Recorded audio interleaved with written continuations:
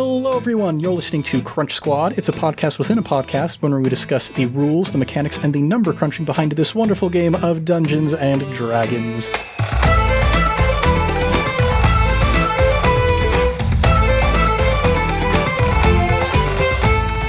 As per always, I am Ned Wilcock, your host for Crunch Squad, and today I am joined once again by the illustrious... Thomas, it's me for a second time. 2 times in a row here, Ned. Yeah, it's becoming a regular thing. I'm a fan. Yeah, two times is a regular thing. We'll see if we can get it to be a third time. Maybe, but, who knows? Maybe we'll have Josh jump in this next time. Maybe. All right, so first things first, we have a suggestion from our audience, from Elsa, who asked us to talk about the human and the variant human. And there is some cool stuff to get into here, but since overall they're pretty simple, we decided that we're also going to talk about feats. And we'll start by explaining why we're going to talk about feats. Because the human, starting off, is a very, very simple race to work with. Basically, you get +1 to all of your ability scores, and that's pretty much it for the human. Yep. Nice, versatile. If you just want to be a little bit better at everything, human's the way to go, or at least the human as written without any variant rules. The variant rules, however, is where things get a little bit more interesting and a little bit more fun. It's also where some DMs like to throw a lot of homebrew in as a result of this variant rule. But let's talk about the variant rule first before we go into that. Yeah, with this one, only 2 of your ability scores increase by 1, but the benefit you gain is you get proficiency in 1 skill of your choice, and you also gain 1 feat of your choice at first level. This goes along with the thematic idea of humans are adaptable. Their lives are so short, and they've survived such harsh conditions that they can adapt to anything around them. Both of these rules are expressive of that. +1 in everything, or gain a proficiency, and the variant rules. Yeah, so because of this rule where you can get a feat for free at first level, we have put together a list of some of our favorite feats that we would recommend for first level characters. Yeah, because we actually haven't talked about feats in Crunch Squad. We've really kind of only focused on races and classes. I think now it's time to really fun to go into feats, because when I first started doing D&D or Pathfinder, feats was the fun thing to look into. It was the fun thing. I remember talking to Ned about all the feats that his cleric would take, and if we could ignore the evil aligned feats, or if we should look into that, regardless that his character was a good aligned character and things like that. There was a lot of feat trees in those editions. 5th edition, not as much, but I actually think it helps keep it more focused for the players. And so we wanted to bring up some possible options, or at least some of our favorites here. Yeah. And there are so many feats that we could go over in 5th edition. There's something close to 100 officially published feats these days.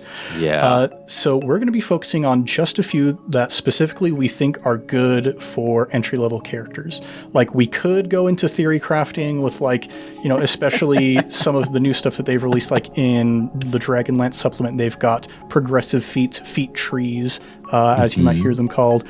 But we're going to keep it simple for this first one. Yeah, absolutely. I mean, that's the direction that Wizards of the Coast, and I think that this next edition, or quote-unquote edition that's going to be coming out next year, I think they are going to get those feat trees, but just starting out simple, you don't need those to still be able to maximize your character. And we hope some of these are some inspiration for you, for your current character, or for one that you might create on D&D Beyond and hope that you get to run in a campaign. Haha.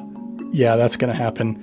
All right, so first things first, we've got a couple feats that I think are going to be good for any character, regardless of what your build is, what your role in the party is.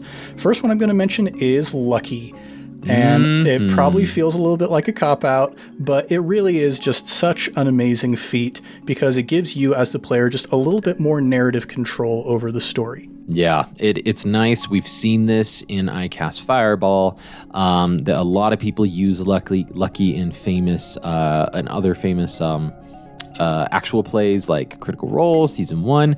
The Dungeon Dudes in their 2nd season, one of their characters has Lucky. The funny thing, and probably the hardest thing about Lucky, is for the player to remember they have Lucky in the heat of the moment. I think that's the biggest hindrance of the feat. Yeah. And so pretty straightforward, at the base level, you get 3 luck points every long rest, and you can use these luck points to roll an additional d20 on an ability check, an attack roll, or a saving throw. The rules is written, we've discussed this a little bit on the podcast, rules is written, you're supposed to say that you're using the luck point before you know whether your roll succeeds or not, but if you have a cool DM, they might let you do it after you know whether it succeeds or not, but that's up to the purview of your DM. Yeah, absolutely. Now, a thing to note, these luck points don't stack, so you can't just have like a long downtime for like 10 days and then, I didn't use any of my luck points for those 10 days, and so I have 30 luck points. No, you get a max of 3 per day per long rest, and they replenish per long rest. And there is one additional ability that you get with Lucky that doesn't actually get a lot of visibility. Yes. When an attack roll is made against you, you can spend one of your luck points to roll a d20 and choose whether the attacker's roll uses their roll or yours. That one I think is underutilized a lot. And it's really cool flavor text. I mean, if you watch Lord of the Rings and the Hobbits, they're traditionally lucky, right? Halflings are traditionally lucky, and you can see that especially in like Fellowship of the Ring when they're the cave troll is like in the mines of Moria, and everybody's like dodging out of these goblins, and Sam's using this frying pan to smash goblins in the face. I'm like, all of that's pretty lucky. They have no skill whatsoever, really, in that situation, but luck just carries them through. And I mean, thematically, just the cave troll stabbing Frodo. It's as if he used a luck point against the cave troll, and what would have been a critical hit turned out to be a critical failure because he imposed his luck upon the cave troll. I think that's a heavily underutilized skill, especially in a tense battle. Like you don't necessarily need to hit, but you just need to have the person not hit you so you can get another chance next time. Yes, I will have to remind myself about that ability a bit more frequently because I don't think I've ever used it for Fleetpool. Nope. And it's very easy to forget when a player has the lucky feat because just in the heat of the moment you don't realize it. But yeah, lucky is a great one to start off with. Well, another feat that's really nice because you don't have to remember in the heat of the moment whether you have it or not. This is good for any character is the tough feat. What this does is it gives you 2 extra hit points per level that you have, essentially. Yeah, it's just a nice, easy way if you're a weak glass cannon wizard. You're like, you know what? I'm tired of going down and the cleric always having to revive me. You come to level 8, level 12, or whatever, where you have the option to take a feat. Boom. Take the tough feat, which I don't think we prefaced this episode, but you have the opportunity at certain levels to take feats upon yourself, even if you're not a human, right? Even if you're not a human variant, but the human variant is the easiest way to get a feat.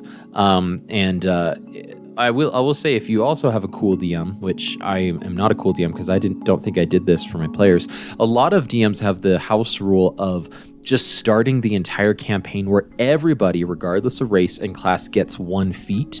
And then if you're the variant human, you get a feat on top of that as well. So it's just a nice way to add that flavor and to give some love to something that you don't necessarily get an opportunity to take advantage of, except 4 times, 5 times out of the entire campaign if you take it at 4th level, 8th level, 12th level, and so on. And whenever you get your ability score improvement. Yeah, but tough is just an easy one that you can take. Like, I'm tired of having low hit points. You take this and boom, instantly you get a ton of hit points if you're a really high level character, and if not, you still get a nice bump. Yeah, I do just really quick want to mention, I won't dig into the details of the durable feat. It seems like it does a similar thing because when you roll hit dice, you regain more hit points with that.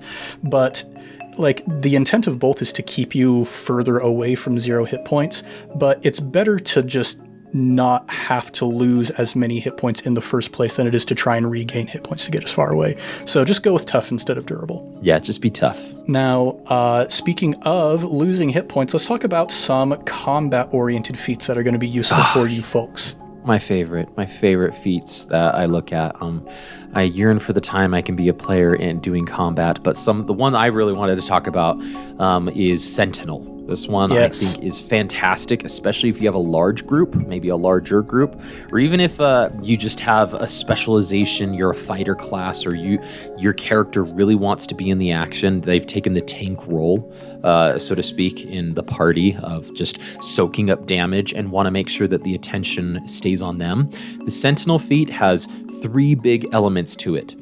First, when you hit a creature with an opportunity attack, that creature's speed becomes 0 for the rest of the turn. So you run up to the dragon, you hit the dragon, which is twice your size, and they start to fly away.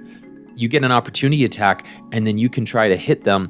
And then if you're successful, even if you do 1 point of damage, they can't move. They can't fly away whatsoever, which is, oh my gosh, so powerful, especially for a creature that can fly. Or if you have a bunch of goblins around you and you know the wizard over there is going to be knocked down if he takes another hit, you can keep people there. The only downside is opportunity attack, so it's going to be most likely melee, right? Anyway, that's the first big thing. The second thing is creatures provoke opportunity attacks from you, even if they have the disengage action before leaving your reach. Lance Thalen, which I forget about this one all the time, but Lance Thalen, bonus action disengages, right? Disengage doesn't provoke opportunity attacks. Sentinel just ignores that. It's a wasted action at that point regarding the Sentinel, and they can just take that opportunity attack. And then finally, the last one is when a creature makes an attack against a creature other than you, you can use your reaction to make a melee attack against them. So if they're not going to move, but they're but the wizard's right by you and they attack the wizard, you can get real hurt and offended or save the honor of your wizard friend and just attack them with your reaction, even though they're not moving. 3 great elements of this feat. Yeah, lots of new options it gives you to just have more options to attack and a little bit of battlefield control there as well, which is real nice. Yeah, I mean, that battlefield control is critical when you get to higher levels as well. When people have like Misty Step or Teleport, or, I mean, that becomes a critical key in all D&D. Yeah, now there's a lot, I think you'll notice that there's a lot of feats, especially for melee combatants. Not as many for ranged or spellcasters, but we're going to mention 2 more feats that we think are going to be especially good for melee combatants. Aside from Sentinel, we're going to look at Great Weapon Master. Yes! This is really fun because it gives you an opportunity to play with a little bit of risk and reward.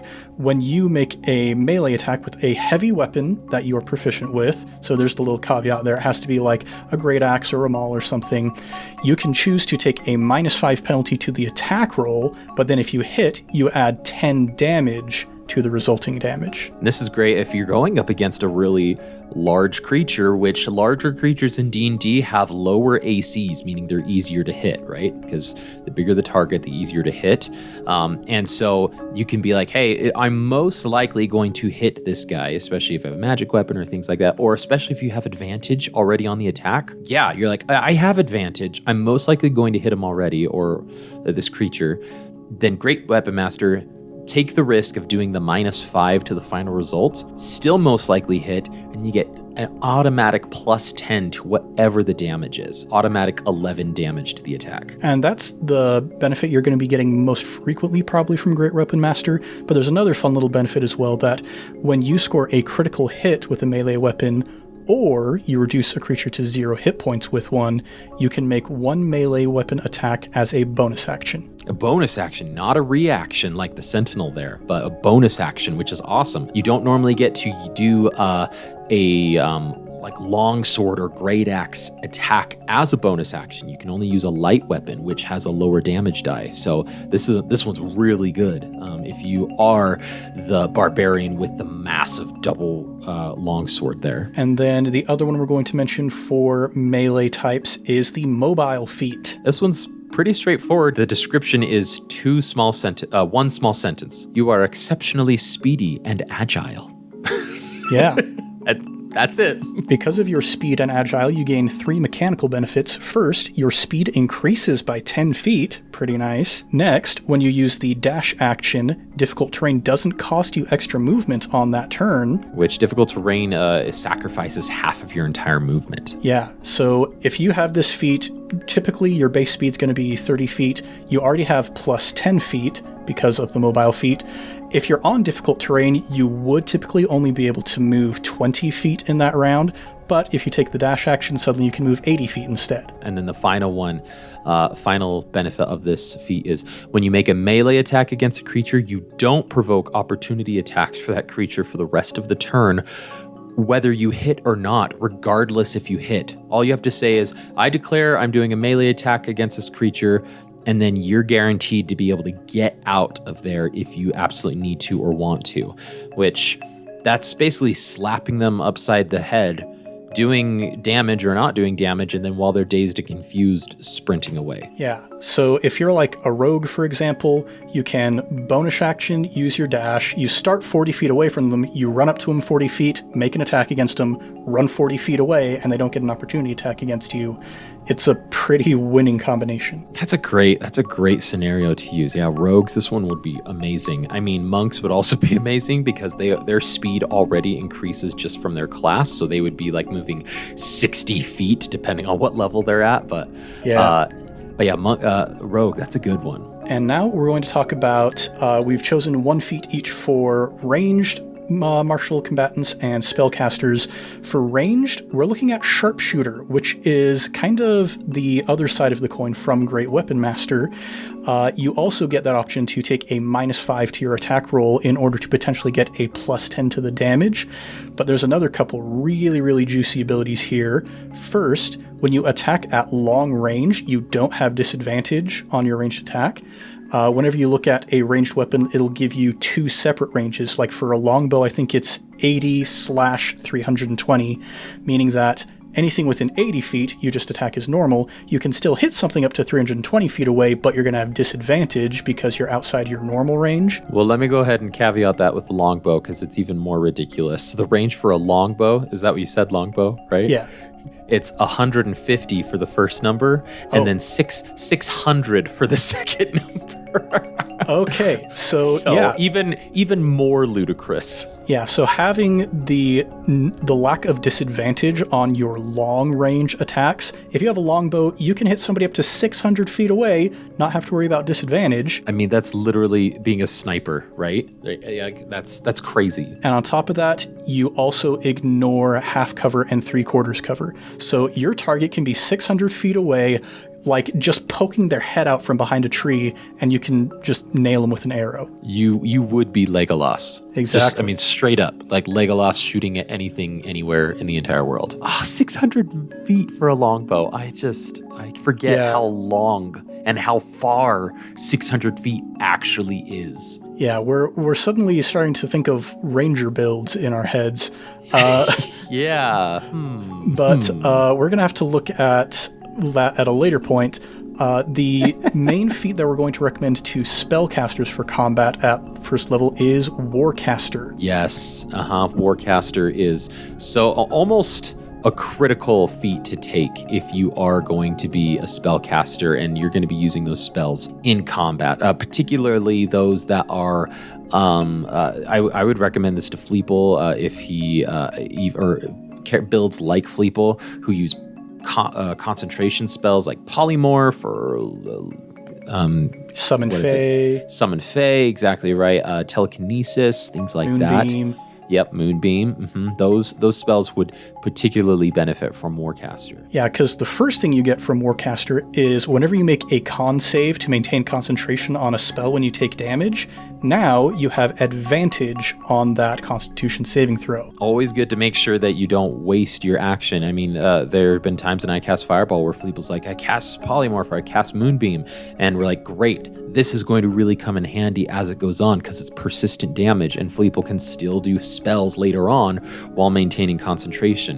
However, if that goes out in the first round, I mean, Moonbeam, it doesn't do damage until it gets to that enemy's turn, right? Mm-hmm. And so if the Moonbeam goes out before that enemy's turn, well, then Fleeple just wasted a spell at that point, right?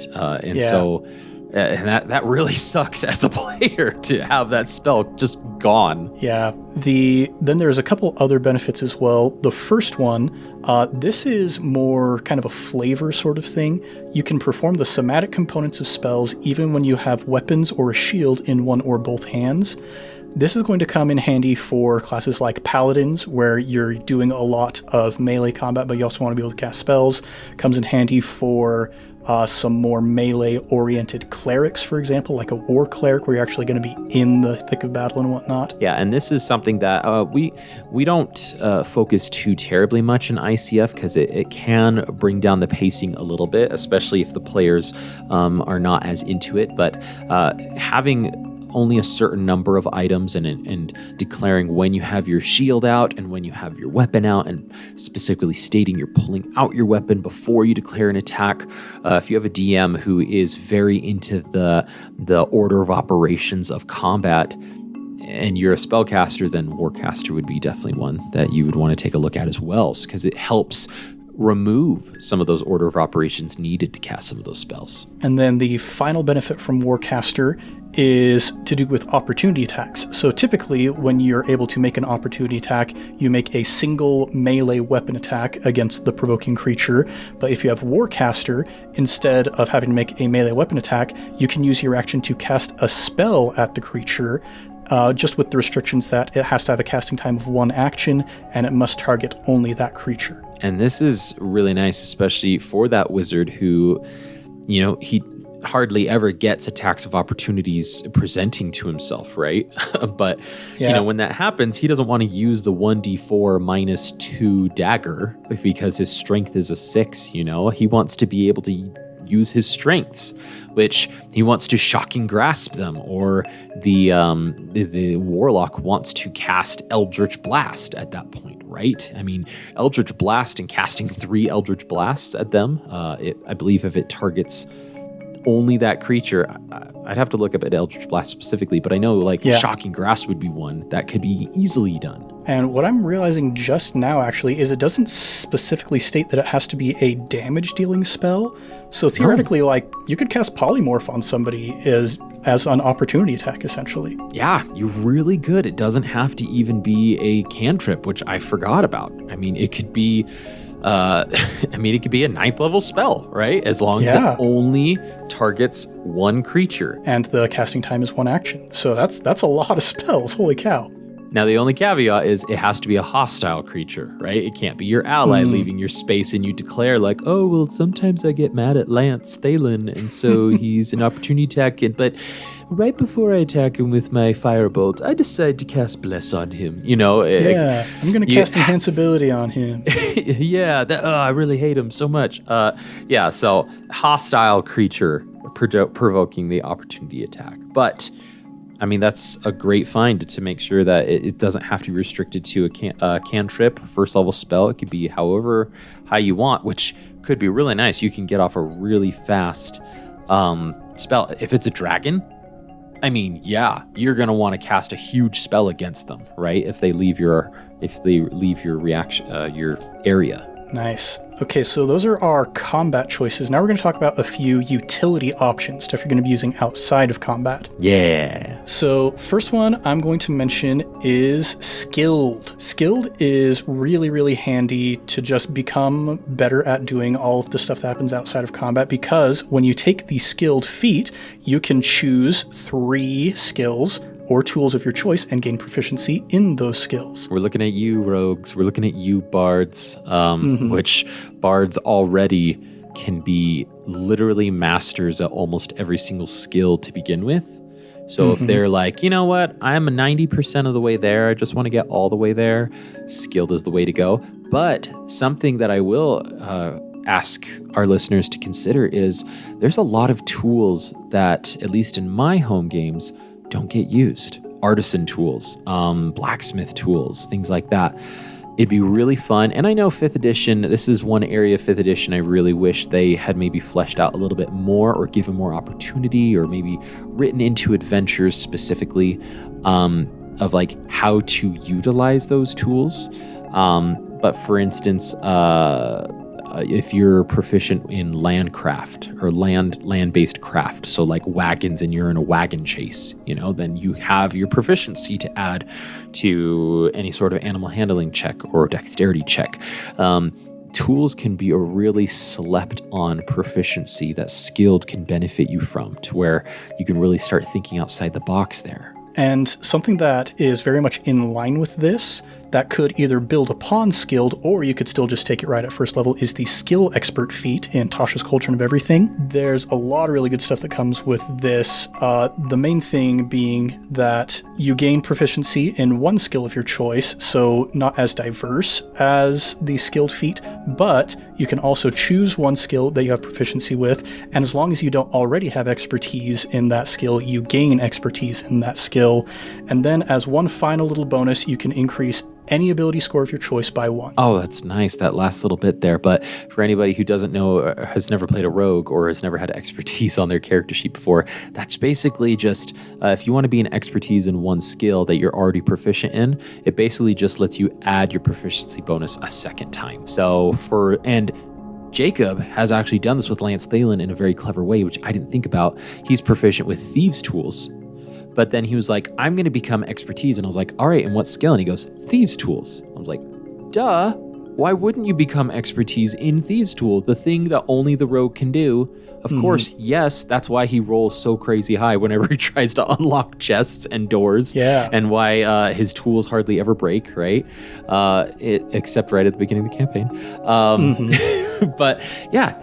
Expertise doubles your proficiency, and proficiency increases as you level up.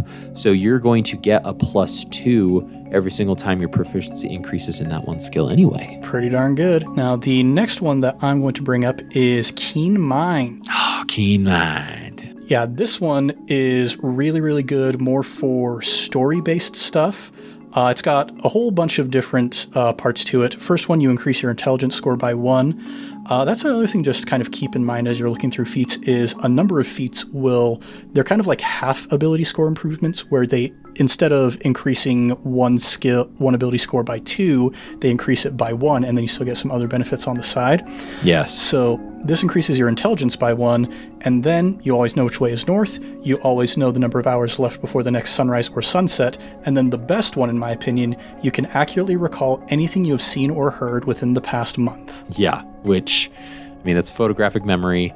All you have to do is just glance at a bunch of papers in, say a secret lair in a caldera where the enemy is maybe Mondath, or a tent as you're pretending to be somebody if you're not. All you have to do is glance at a piece of paper and go boom, boom, boom, boom, boom, a piece of paper, and just briefly read through it once. You have that for a whole month that you can regurgitate back out with the Keen Mind feat class.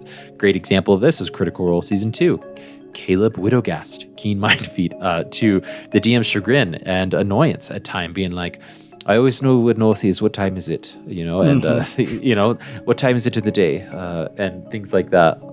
So yeah. Yeah, and it's also good for like recalling big story information.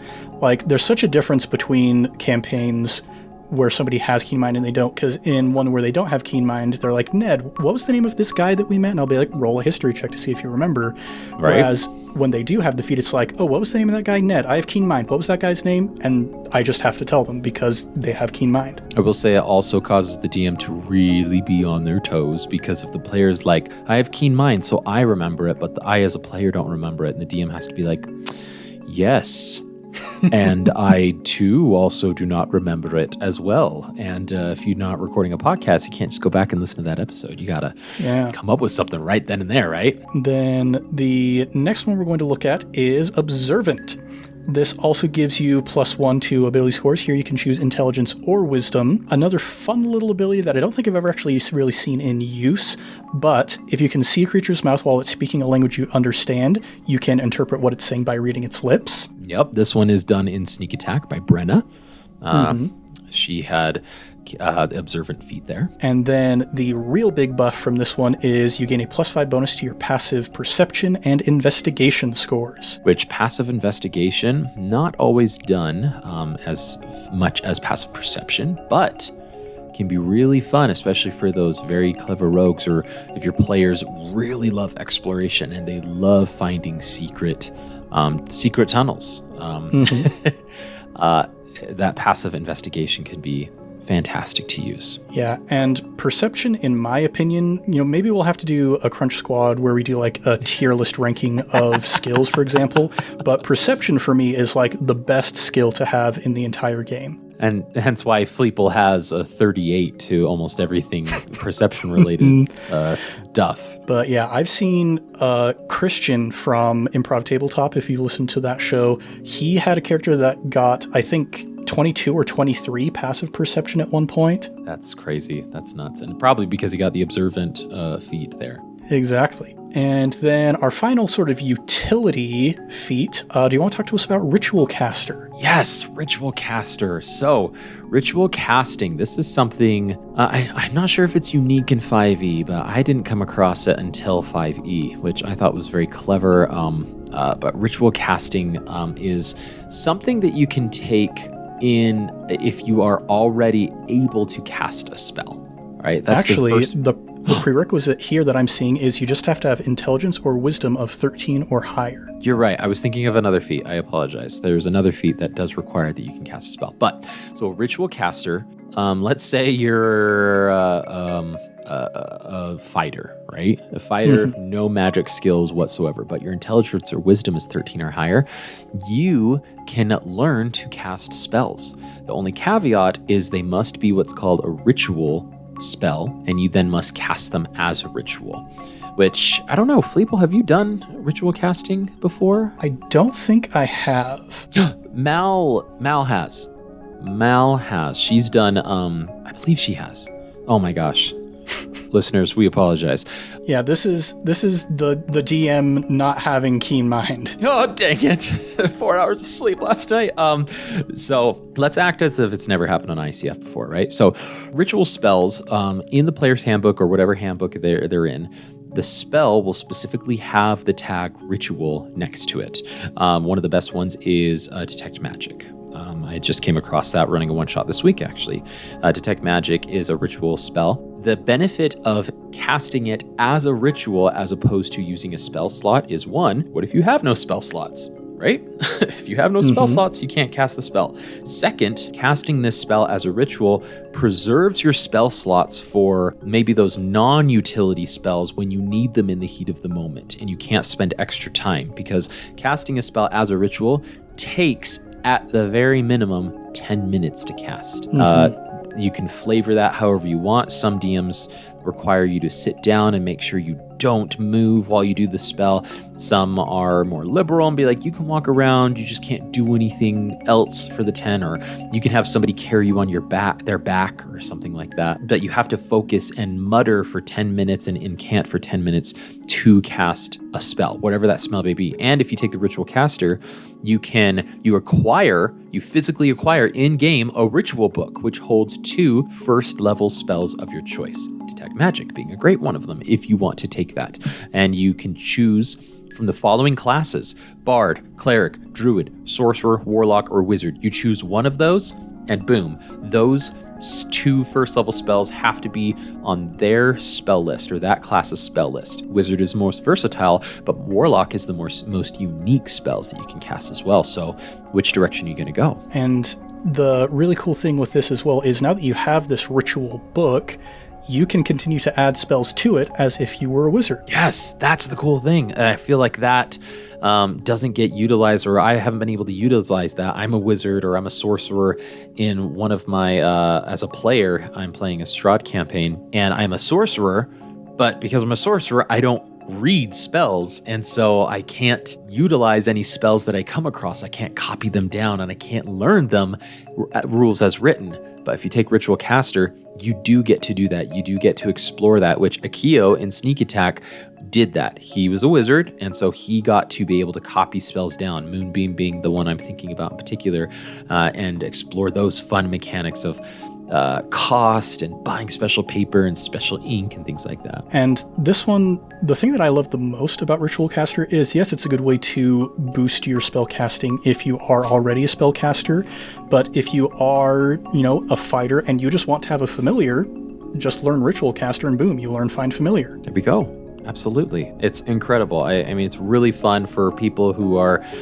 You're playing D&D, chances are you're in a high fantasy setting, depending on your DM, and there's magic all around you. So when you can't cast magic or you can't interpret magic, it can be hard to interact with that element of the campaign. And Ritual Caster, I feel, can help bridge the gap tremendously in that area. Well, those are the list that we put together for this episode specifically. There are a lot of feats that did not make it into this episode. Oh my gosh, so many feats. So many feats, and a lot of dragon-related ones that I wanted to talk about because we're doing Tyranny of Dragons. We couldn't even get to, so highly recommend that you go check those feats out as well and read up on them.